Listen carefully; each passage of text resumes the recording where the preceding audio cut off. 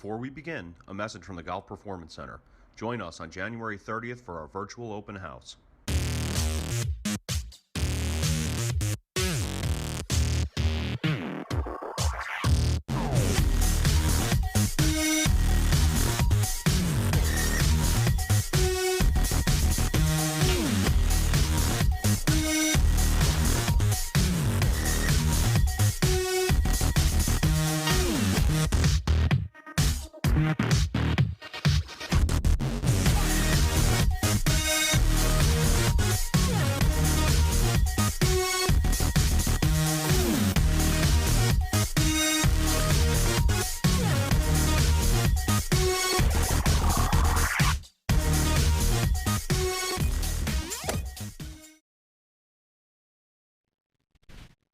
Good evening, Hub Nation. Welcome to another episode of 5 Elements of Success Player Development Series.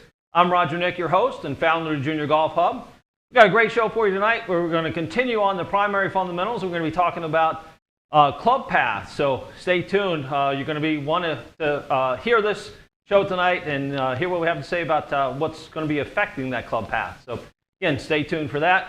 Before we get started, make sure that you're sending in your questions, concerns, comments to 5elements@thegolfperformancecenter.com. Also YouTube chat. So please send those things in. We want to help this show get better. We want to help you get better and achieve your greatness in the classroom, on the golf course, and in life as well. So those comments help out a lot on what the show is going to be.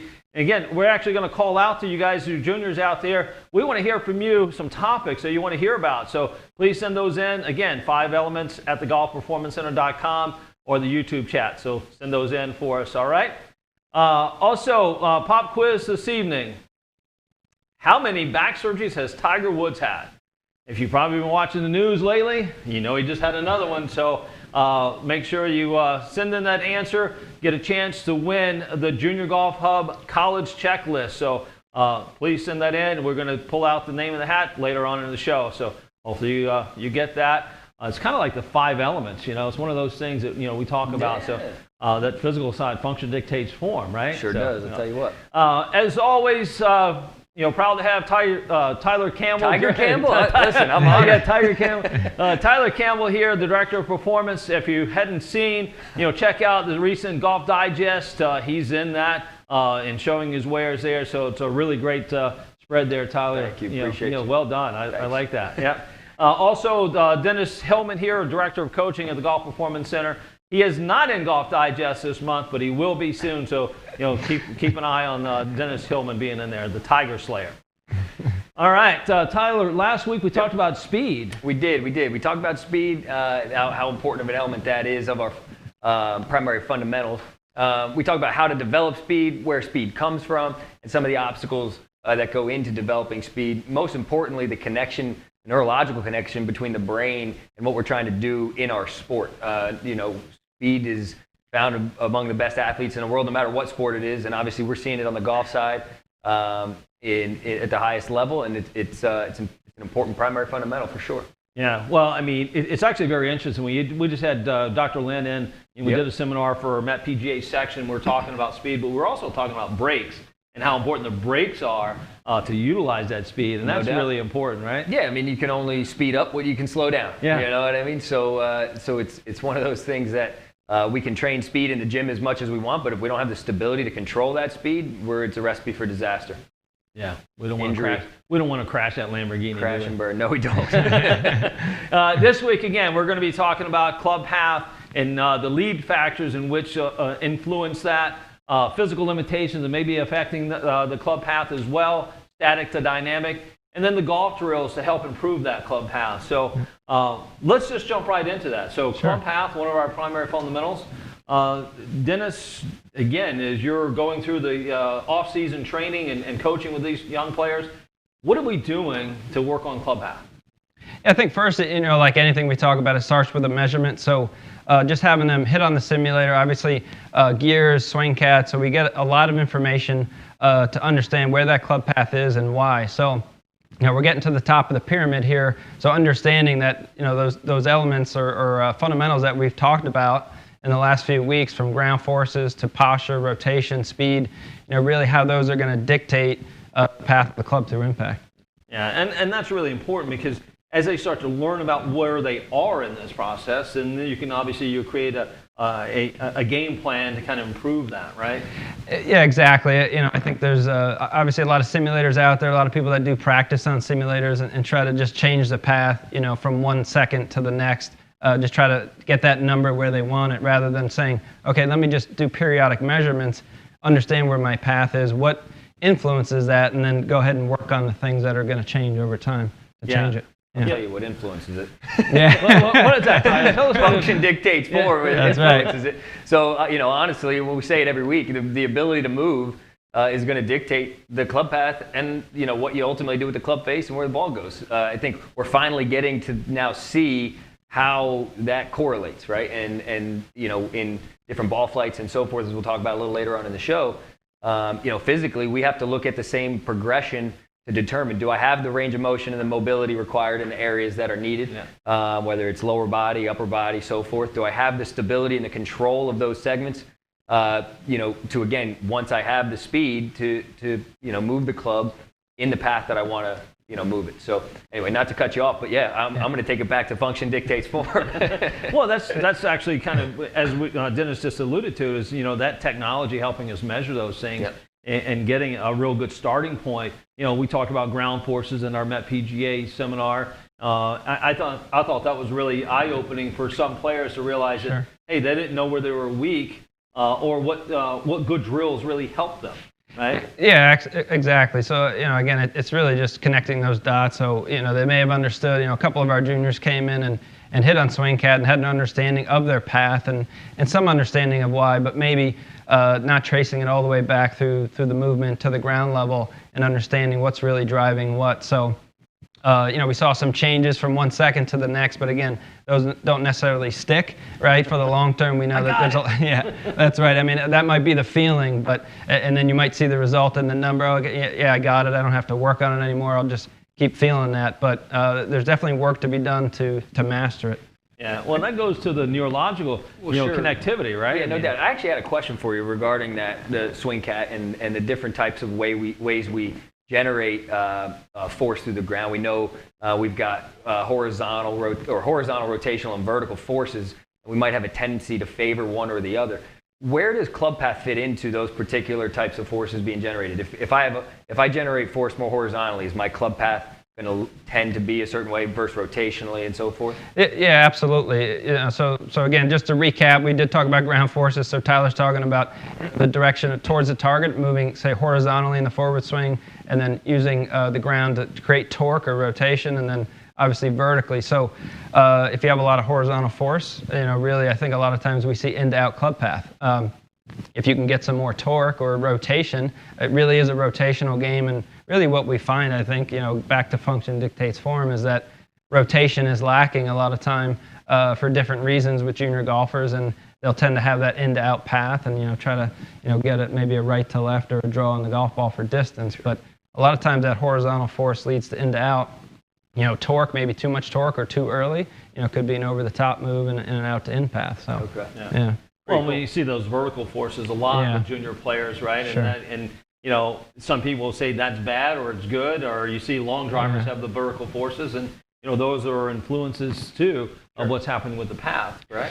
Yeah, absolutely. So a lot of times, a lot of juniors out there may know about early extension. So a lot of times those two things coincide as they maybe try to compensate for a compromise or less than ideal position at the top, maybe an over-the-top move, and I don't want to cut across it, so athletically, use the ground to jump, early extend, and then all of a sudden, we'll see a junior athlete that comes over the top slightly and then swings way into out, through using those vertical forces. Just trying to save it. Yeah, exactly. Hold on. Yeah, right. Yeah, they're trying to save it. They're trying to figure out how to supply the power there, right? I mean, a lot of times, again, we don't want to throw too much here, but you look at equipment, there's a factor in that as well, right? They could have longer equipment, and they're just trying to figure out how to use that equipment, which obviously changes, their posture and dynamic posture for sure. Yeah, for sure. I mean, that's one of the pitfalls I think in junior golf we see out there. Is that club's too long and too heavy. It definitely, we want to do more research, but I think there's definitely some correlation between, too long, too heavy, and not being able to rotate and too much vertical force. And early extension. Yeah. Yeah, it's probably a good time right now. Maybe if you haven't done this, go to the Junior Golf Hub, download the app, check out the self-assessment, PDI self-assessment, and answer those questions and try to get a starting point maybe where you are. It also may help you kind of reach out to an appropriate coach and say, hey, this is where I'm at, and I want to know more. How do I get better from that, right? So maybe lead you to a PDI coach-guided assessment as well. So it's one of those things out there. So check that out next time you're really, maybe you're sitting around right now having some dinner and listening to this. So check it out. Tyler, let's go back to the neurological connection, right? Sure. And you're doing drills on the physical side to help them kind of connect to, again, getting started, getting some speed, and then slowing that speed down, maintaining good dynamic posture, which obviously helps control the path. What are some of those things that you're doing in the gym, or maybe the audience could do, at home? Absolutely. I think, when we talked about speed last week, and we talked about the intensity that you have to bring to each rep. One thing that we're doing a lot of right now are medicine ball slams.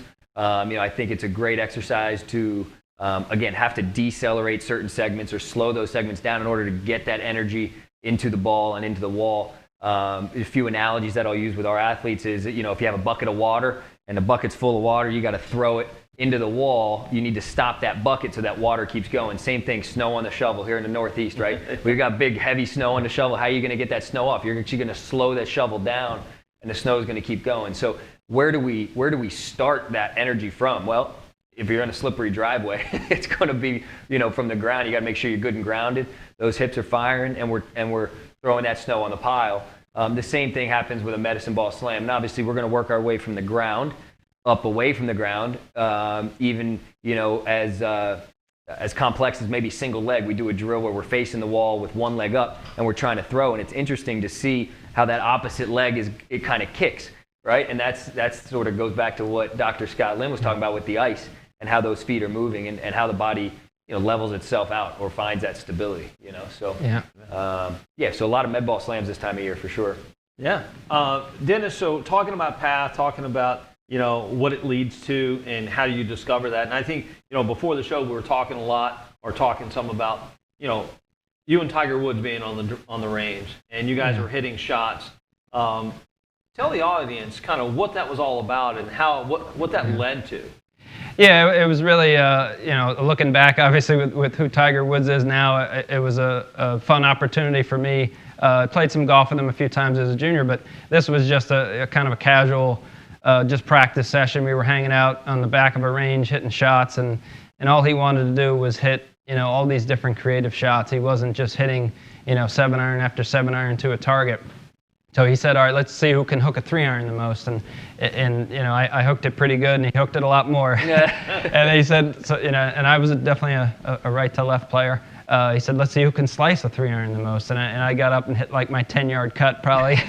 And he hit this boomerang slice with a 3-iron like off the range, which was incredible. And he just loved to, hit all kinds of different shots. And, I think what we were talking about before is really, if you want to find like that zero path on the simulator, sometimes it's great to just go as far as you can from that and hit all these different shots and start to understand how to kind of dial it in with less dispersion. So, I think being free to experiment is great.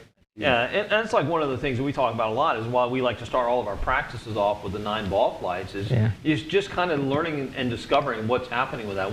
How's it affecting my path, or how's my path affecting the ball flight and club face? And just kind of playing around with those things. So that's really important. Yeah, no question. I think just changing your intention can change your path. So, hitting the different ball flights, if you swing in to out too much, maybe play more cuts. Now, if you find that that's really, really difficult and you just can't do it, then you need to look deeper at the other fundamentals that are driving that back to function dictates form. So, sometimes it's, the swing can be pretty sound fundamentally, and it's just some changing your intention. But, also, just looking deeper into it is good. Yeah, I think it's kind of funny sometimes you talk to, better players and, you've been on driving ranges at, PGA Tour events and good players like yourself. And you kind of ask them, well, how do you hit the cut? How do you hit that? And it's so funny how sometimes you just go, well, I just think about it. Yeah. I just, tell myself this is what I'm going to do. And I think that's really, fun But it took a lot of work to get there, right? They had to discover some of those other real hard facts, right? I mean, meaning that they had to stay in posture, to get the club to deliver a certain way. Yeah, exactly. I think if you create an intention and you're not getting, if the outcome is not what your intention is, then okay, now there's this gap in your awareness of where's that gap come from. So now you have something to look into. Now you have what I think is where you get into deep practice. You have something to drive and motivate that keep asking why and starting to understand better and better, deeper and deeper when there's that disconnect. And again, it's always, usually, I would say, or always going to come back down to understanding how you're moving at the ground level and how function dictates form. Sure. At what point would you bring in external factors to say whether or not, aside from a simulator, where would you bring in tools to say, hey, this is giving me feedback on my path? Yeah, no, that's a good question. I think, again, for the kind of the more immediate effect or the performance effect, or just some simple feedback, if you're out on grass, you can lay down some alignment sticks and see your divot. I mean, that gives you a big clue. If not, you can just lay down a couple things. If you're too in to out, you can lay something just past the ball on the in to outside and then on the inside, which would kind of force you to be closer to zero to not hit those two things. So I think those are really good, just simple feedback tools. Love it. Yeah, I know one of those drills I used to like to use all the time was I'd put a glass bottle behind me. I used one of those old Coke bottles, and boy, there was a consequence if I just... Yeah, that's good. I hated picking up that glass. Yeah. I used to buy those by the case. So, Yeah. It's kind of funny that way. So I'm going to ask the hard question here. What's more important, Clubface or Clubhouse? Yeah, I think that is a hard question, and I'm not sure I have the answer. I think I have some observations. I would say, as far as how far from zero, I think we see our junior athletes get farther from zero with their path and their face. I think there's a reason that face is at the top of the pyramid. I think the way the body moves is directly going to affect the direction that club moves, but the face is going to be, manipulated by the hands at a very subtle, subconscious level, I think, as an athlete. So I think path is something you can address and directly relate to the function. Yeah, and that's one of those interesting things because you see a myriad of different swings and different grips on the PGA Tour. You got the guy who's a really inside to out, with a real strong grip and kind of, opens that face or closes the face and kind of holds onto it and hits that shot and hits that bolo hook, if you will. Yeah. And then you have the opposite, right? So there's no one perfect way to do this, and I think that's one of the things that you have to decide out there. That going to a swing theory, if you will, and thinking that is the one answer is maybe misleading, I think. Yeah, I think you're alluding to, and something we should probably talk about on this show is preferred fundamentals, right? So you're talking about there are different combinations, and I think a lot of teaching out there is does address grip, alignment, ball position. Those things are things that you can play with, and you will see different variations at the highest level of those three things that can work, and people can find a way to repeat them. So they're fundamentals, but they're preferred. Right, because they're exactly. Because they can be different and still achieve a high result. Absolutely. You can still have an efficient golf swing that maybe you have a strong grip and your ball position's back and you open up and you kind of block it out there and it works. And we've seen that win majors, so you can't say it doesn't work. Saw that with Rory McIlroy a little bit on the range at the Masters. That's right, a little bit. Left, blocked him a little bit. That's right. Well, and you have to understand too. Again, this goes back to maybe even the physical limitation that you don't necessarily see at the surface, and they just figure it out, right? They, a lot of, again, good players will figure it out of what's going to work for them. So I think that's one of the reasons why we actually go through the assessment part of this and start with that. And hey, are there any physical limitations that may be blocking or hindering your further or future development? Versus and maybe you just say, hey, I'm not going to put the work in, and this is what I'm going to do. No, exactly. I think you got to start at the ground. You look at the foot and the ankle. I mean, that plays a huge role in our ability to stay in posture, dynamically. You work your way up the chain. You got the hip mobility is obviously a major limitation. A lot of the athletes that we see, internal hip rotation is, I'm going to say 95% of the folks that come through have struggled with hip internal rotation. Yeah. So, if you can improve that, you're going to be setting yourself up to at least, cross some things off the list and rotate better into the top of the backswing. Yeah. Segmental stability. Now we're talking about controlling each segment independently of one another. So in separation, if that lower body starts moving first, then that's going to give us a little bit better opportunity to, get the club path maybe a little more neutral or more controlled. There's a lot that goes into it. A lot goes into it physically. Yeah, sure. I think it's very interesting. You allude almost immediately to the ankle, immobility, right, and stability, right?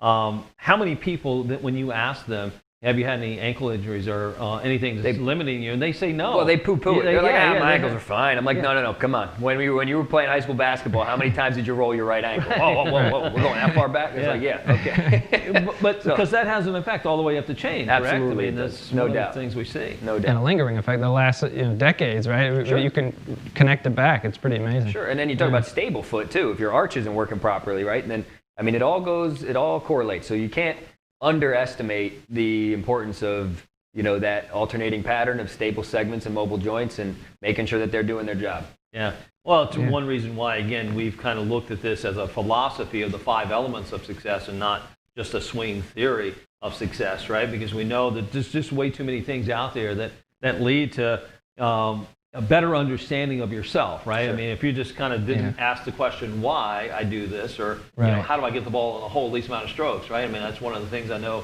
you talk about quite often. Yeah, we talk about it with our juniors all the time. We've had some good discussions in the last couple of weeks about it. I mean, there's no question that because sometimes the fear is, it's just one cookie cutter swing is the terminology we hear out there. At junior events, parents look at it and say, well, everybody's got the same looking swing, but when you really get into it, that's just not true. I mean, there are definitely different variations and tendencies, but it's the understanding, as you said, that really can make it work. Yeah. Well, I always find it fascinating too, though. And when we say that, there are commonalities to the golf swing. At the end of the day, the equipment definitely has a factor on what it's going to look like, because there's the ball on the ground and the equipment has a certain angle to it, and most 7-irons are within an inch of each other as far as length, as far as at least an adult set of clubs, right? So. Yeah, I mean, our anatomy is all basically the same, and the equipment, if somebody's swinging a baseball bat, sure, that might look different than a golf club, but we're all playing the same sport with the same instrument, Yeah, and I know from a biomechanical standpoint, mentioning baseball and a golf swing, if you looked at from just a pure biomechanical standpoint, you almost couldn't tell the difference as far as the rotational, segmental separations and speeds. Sure. It's kind of very interesting, and again, from a golf perspective, that's all there, right? I mean, that's what you see is like, I don't care from a junior golfer or an adult golfer, there are a lot of similarities to each of those. Yeah, and that's, we talk about, certainly for the young juniors, that's why it's great to play other sports. A lot of those skills are transferable, just learning just good sequencing, which is obviously requires good function, but just playing other rotational sports is great. Yeah. Tyler, we're, coming to the end of the show here. Sure.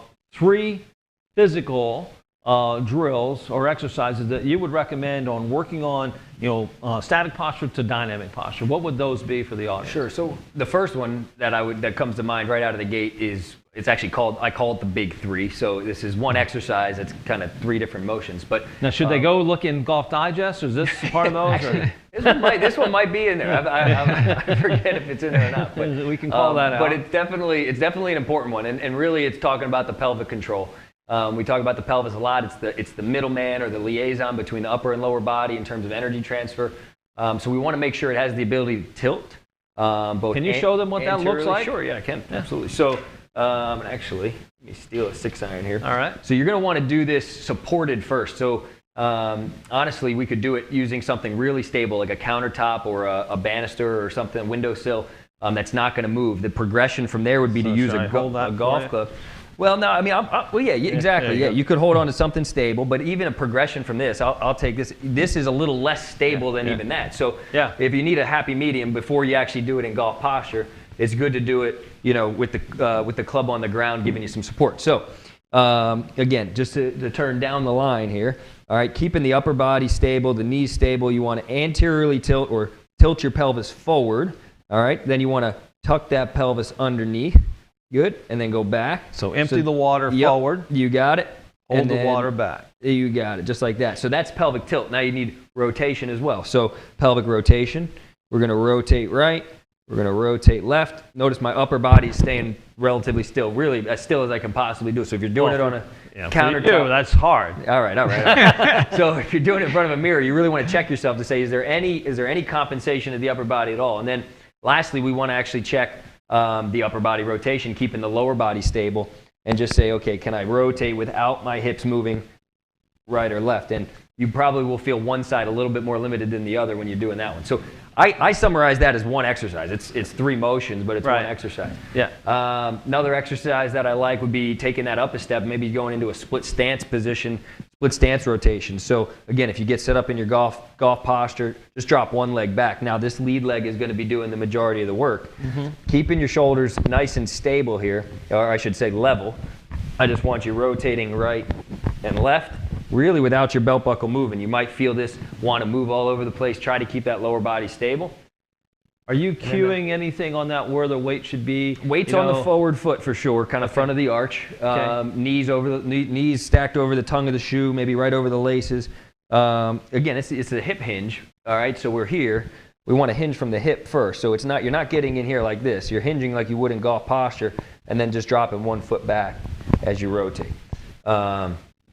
And then lastly, I would probably add a little external resistance with an FMT band. We gave one of these away on the show last week. Yeah. If you anchor it to something about waist height, you can wrap it around your waist.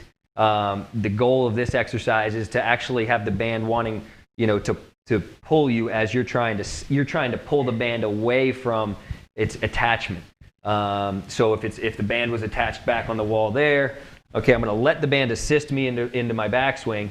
And then stabilizing my upper body, I'm going to feel like I'm stretching that band and starting to rotate it away. And then my upper body's going to come and follow through, kind of simulating impact. That looks solid there. You like that? Good movement. Wish I could do that at speed. That's the thing. But you know what? Well, that's your progression. Got to right? work on it. You got to work no on doubt, that, right? No doubt. But Tyler, again, cueing on that, and those movements, again, would you say that's coming from, as you're moving your pelvis and the rotation, are you feeling that through your feet? 100%. Actually, all of these are really lower body stability driven in the sense that when I'm thinking about tucking my pelvis and sticking my butt out, in order to avoid any what we call shake and bake, real medical term there, but vibration through the pelvis as you tuck that pelvis, I feel like I'm screwing my feet in the floor. It's almost like field goal posts. Right. My feet are solid; they're in the ground. My hips are coming through, and that engagement of the lower body is giving my pelvis support to be able to tilt without instability. Yeah, so there's some great exercises for you to try there at home. Work through those and try to challenge yourself with that. I think that's a really good way to kind of get started if you haven't done a whole lot, and maybe understanding some of that. Again, that pelvic control is really, really important there. Let's turn it over to you, Dennis. So now if we're looking for drills or exercises that you would do on the golf side, what would be your three keys? Yeah, I think we may have touched on all of them, or at least 2 of them. So, I would say 9 ball flights, just creating an intention that can change your club path, I think is a great way to do it. As I talked about with the Tiger Woods story, even just bringing that to an extreme, hitting big hooks, big fades, and then just kind of dialing that into 0 is a great way to do it. Talking to Tyler before when he asked about, some feedback, so placing a couple things in the right location to give you feedback on where your path is. If you tend to be into out, something just before and inside the ball, and then after and kind of outside the ball that you might hit if you go into out, will give you some feedback. And then just always slow motion swings, really just slowing down and again understanding the movement from the ground up, and then how that affects the path is always good. Yeah, and we kind of talk about that as a representation of what you're really trying to create, right? That's one of those intention things. Yeah, the slow motion swings, exactly. It really gives you a good sense, increases your awareness because you're slowing down, and then gives you a good representation of what you want to do at a higher speed. And then again, you'll go back and you'll have that gap in your awareness as you get to a higher speed, and that's where you need some kind of feedback mechanism. So yeah, that's great. Well, guys, I mean, that was terrific. Hopefully you guys got something out of that and learned some things about those primary fundamentals, or the primary fundamentals of club path, and what are lead factors to that, and how you can that could assist you improving that. So anyway, I think it's time for a segment on the show. Questions? We got a question from Nick Novak. Is the grip a lead factor or lag factor for Clubface? That's a great question, Nick. That is a good question. Nick, we could debate that, I think, for a long time. It's a great question. It's going to have a direct impact on the club face, there's no question. But understanding, I think why somebody's grip ends up where it does is maybe another question. So are they making up for certain physical limitations, lack of ability to rotate? So I think we've got to be careful when we decide to just change the grip or even educate somebody about it. I think we need to understand, kind of why somebody ended up there. Yeah, and I think one of those things that we like to talk about here is, discovery and understanding how a junior may pick up the club, and what are the things that we want them to do first. Obviously, speed is one of those things that we want to make sure that we hit speed windows. Learning how to control the golf ball later on is probably more important than it is early on. So, learning how to put a grip on necessarily is not a primary factor. Holding the club, obviously you got to hold the club to hit the golf ball. So that in itself is what we call a primary factor, but not a primary fundamental. Yeah. We have one more question from Carter Stroop. How is swing path different from swing direction? All right. Yeah, that's a good question. So, Carter, you must be hitting on TrackMan. So swing direction is a TrackMan term.